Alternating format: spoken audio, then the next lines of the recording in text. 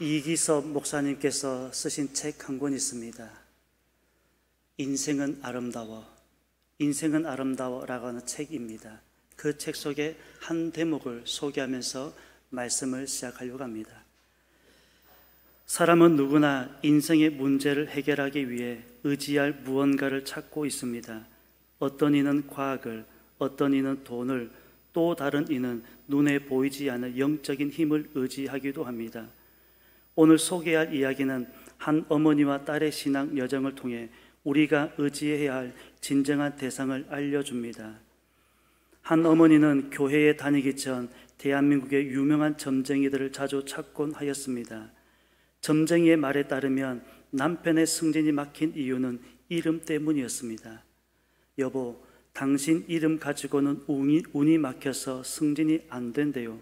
그래서 이름을 새로 받아왔어요. 하지만 새 이름을 바꿔도 상황은 나아지지 않았습니다.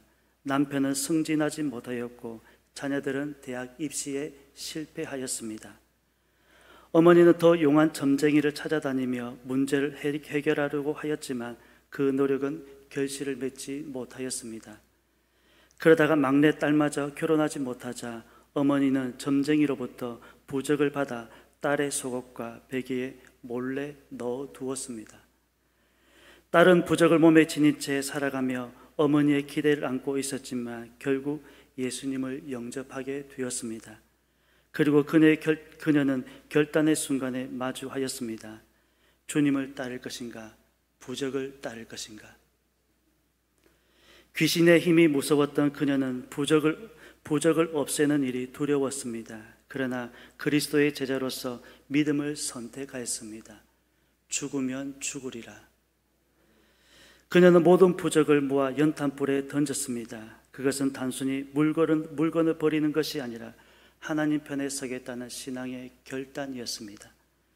이 결단은 그녀의 삶을 완전히 바꿔 놓았습니다. 이제 그녀는 결혼을 하든 못하든 죽든지 살든지 모든 것을 하나님께 맡기며 살기로 하였습니다.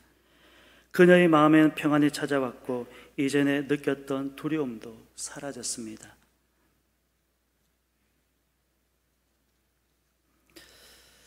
하는 내용의 책 한 대목이었습니다.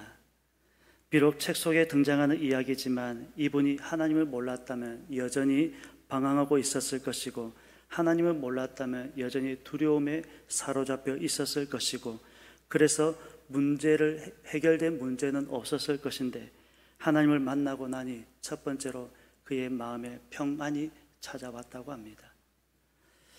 하나님을 만나면 찾아오는 첫 번째 마음은 평안입니다.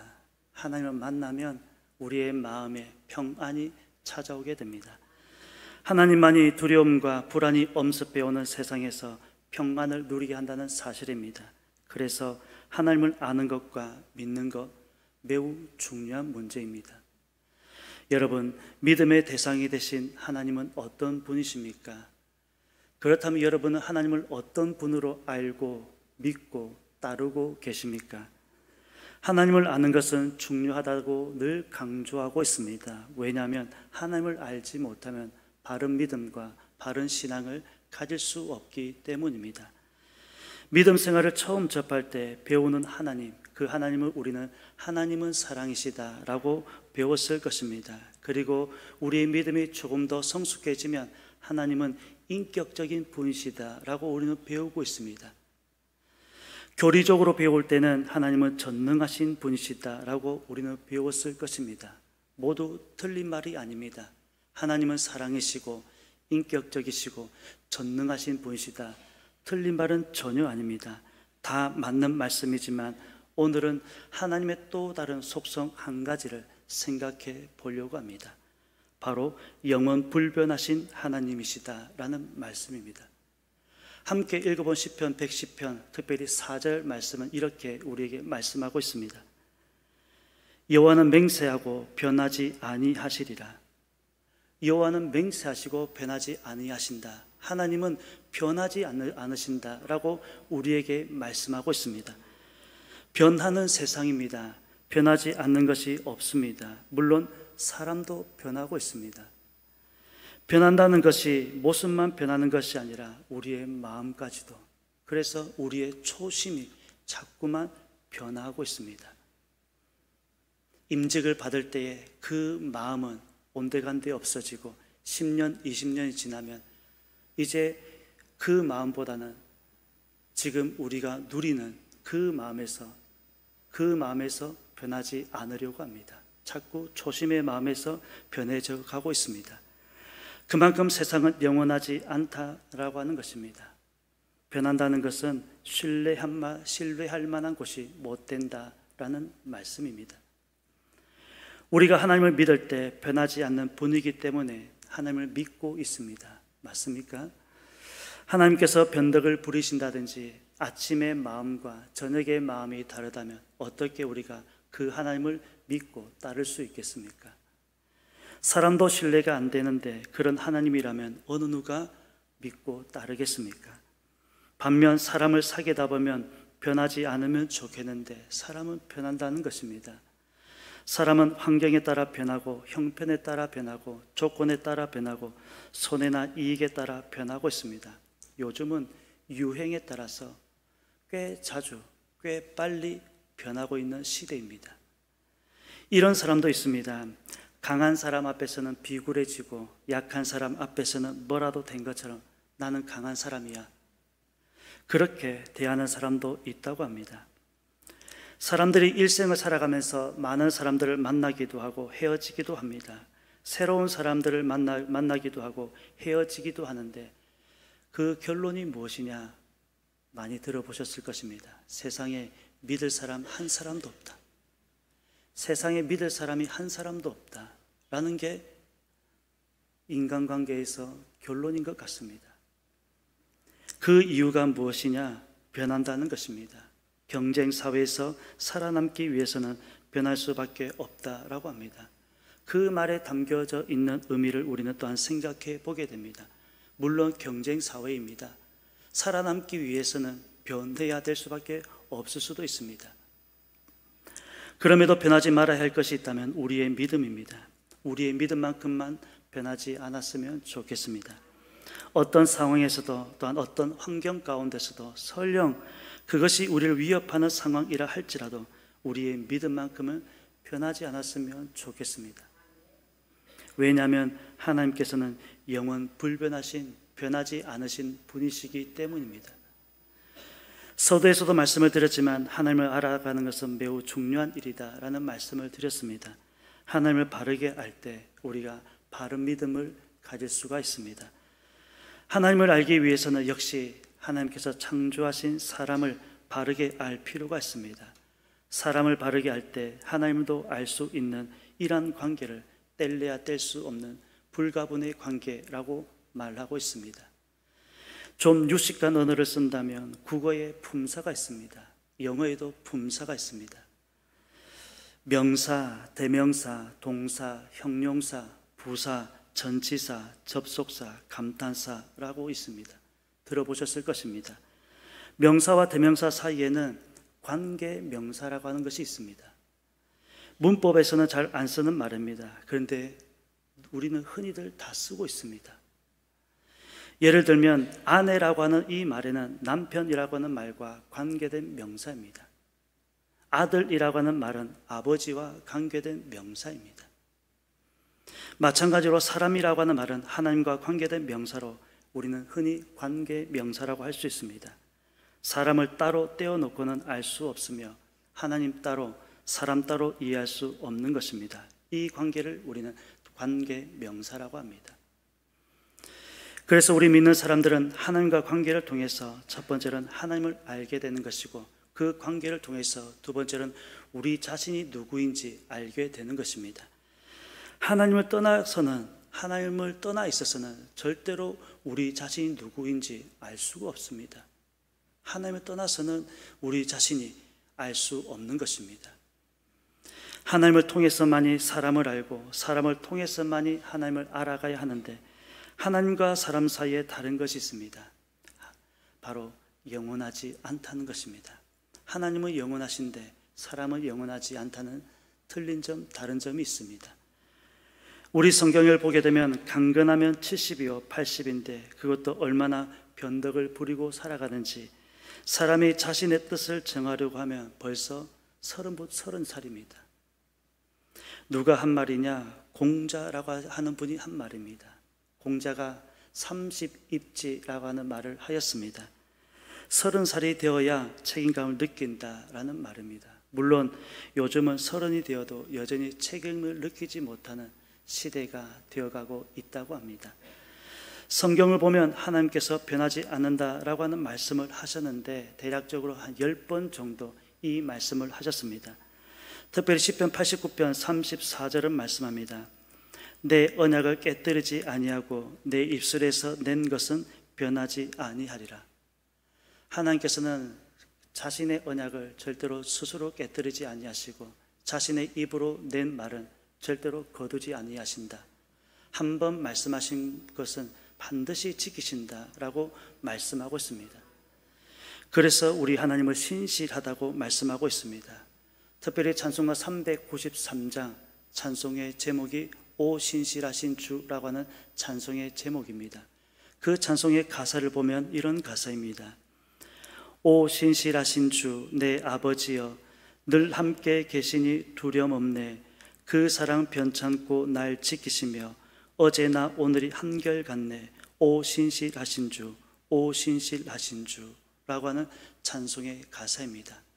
여러분, 우리 하나님 신실하신 분 믿습니까? 4절은 말씀합니다. 여호와는 맹세하시고 변하지 아니하신다. 무슨 말씀이냐?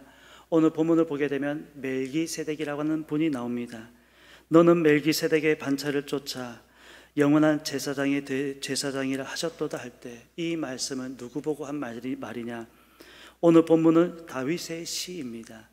다윗은 1절 말씀에서 여호와여 내 주에게 말씀하시면서 라고 시작하면서 여기에서 말씀하고 있는 내 주, 이 주가 누구냐 하는 것입니다.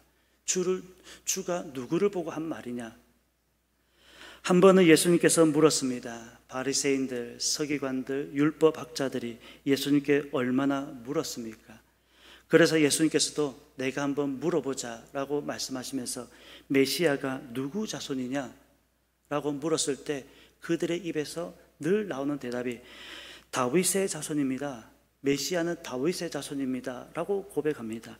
그러다 성경에 일렀을 때 다윗이 메시아를 자신의 주라고 하였는데 어떻게 자기 자손이 되겠느냐 할 때 바리새인들, 서기관들, 율법학자들이 대답을 하지 못하였다라고 이야기하고 있습니다.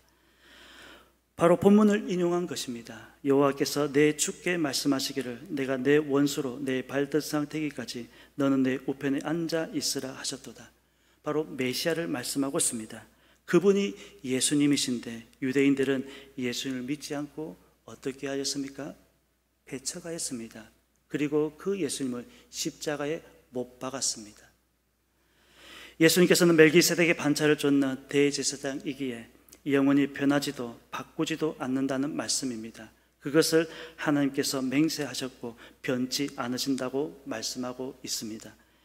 예수님이야말로 멜기세덱을 쫓는 영원한 대제사장이시기에 직분도 약속도 변하지 않는, 그래서 우리는 하나님을 영원 불변하신 분, 영원히 변하지 않는 분이시다라고 우리는 믿고 따르고 있는 것입니다. 반면 사람은 완전하지 않기 때문에 변하는 것입니다. 또는 이렇게 하면 잘 되는 것인지 저렇게 하면 잘 되는 것인지 모르니까, 어느 방향으로 변할지 모르니까 사람들은 늘 갈팡질팡하는 것입니다. 그리고 귀가 얇아서 이쪽에서 이 말을 하면 이 말이 맞는 것 같고 저쪽에서 저 말을 하면 저 말이 맞는 것 같고 중심을 잡지 못하고 있습니다. 우리의 중심은 오직 하나님께만 있습니다.